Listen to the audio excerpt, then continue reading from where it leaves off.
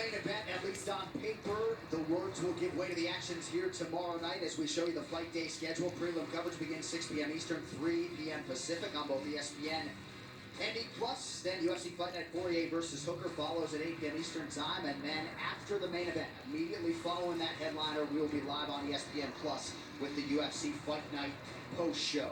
Another main card fight I want to get your thoughts on, Michael. Good one between two guys who came off of Dana White's Contender Series. They are that man, Brendan Allen, and the newcomer, Kyle Dux. Yeah, Brendan Allen so far perfect inside the UFC. 4 appearances under the UFC umbrella, including the Contender, and every single one of them via submission. Dorcas, the same thing, came through the Contender. We see him there, gets his opponent to the ground, and he also got a submission as well. So if you are an aficionado of the jiu-jitsu, you enjoy the grappling, do not miss this one because you're going to like it. All right, so that fight will be part of the main card, as will be John Volante's UFC heavyweight debut against the Crochet boss, Maurice Greene.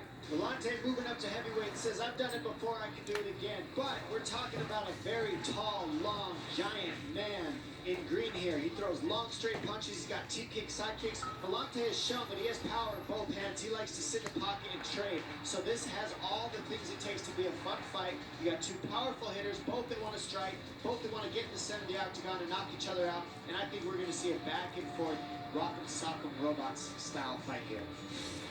All right, so that is the main card. Here is the prelim picture for you. 4 fights that will lead into that main card. Luis Pena has got some serious momentum. He will try to turn back the challenge of Kama Worthy. Takashi Sato taking on the short-notice newcomer Jason Witt. Kay Hansen and Jimmy Fry both making their respective UFC debuts. And at featherweight, looks like an all-action affair between Jordan Griffin and Yusuf Zalal. All right, so that is the picture for UFC Fight Night Poirier versus Hooker, but I know Michael and I have one eye on Fight Island and UFC 251 in this championship triple header. Haven't been a whole lot of championship triple headers in UFC history, and the last 2 men to make the walk for the undisputed welterweight title, friends turned foes, Kamaru Usman and Gilbert Burns. Yeah, well, I have one eye on everything, John, but I'll let that one slide. But this is just a tremendous fight. As you said, they are training partners. But Gilbert Burns, I mean, this man is on such a roll right now. The shootout that he had against Tyron Woodley was incredible. And you could say the same thing for Kamaru Usman. He beat him from pillar to post. Kamaru Usman is just so strong. The wrestling is so good. But they are friends, but that will also out the window because guess what? Money talks, and being champion of the world is a very, very big deal. And they're not going to care that they were training partners, that they're friends. They're going to try and knock each other out. It's going to be tremendous. Co-headliner in the featherweight division will be rematch. Volkanovski knew he was probably going to have to beat Max Holloway twice. It's all in front of him. Volkanovski did all the things he needed to. He got into the pocket. He was able to take out that lead leg of Max as the fight went on. But you see big shots are landing, great defense. He was able to beat a tough, a long, a strong Holloway who hadn't really looked very beatable until you saw him against Volkanovski. I mean, the combinations that he threw, the way that he mixed leg kicks going up to the top, and just really the way that he can take a punch and come forward through it. He has a lot more power than anybody wants to give him credit for, but more than that, I think his durability is what gets him through a lot of these fights. Great footwork, great movement, great power, and this is a guy that you cannot sleep on. Volkanovski is here to stay, and he's going to prove it in this rematch.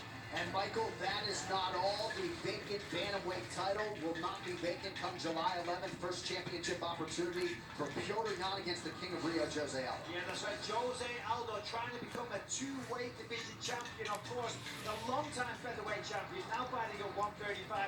But you got to be careful what you wish for, because Piotr Yan, this man is a tough individual, as tough as they come. Very, very heavy-handed, good head kicks. There we see the California kid falling prey to some of those shots. And yeah, Jose Aldo, he's back in title fights again. It's an amazing thing to see. Got about 30 seconds. I want your thoughts on Usman and Burns. These guys are boys fighting for the title. I mean, Kamaru has cornered Gilbert in the UFC before. How do you think that affects either guy?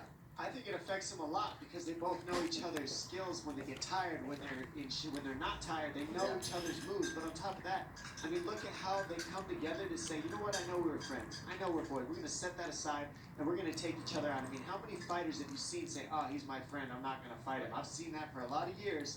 They did not do it. They are no longer friends. Right. They are no longer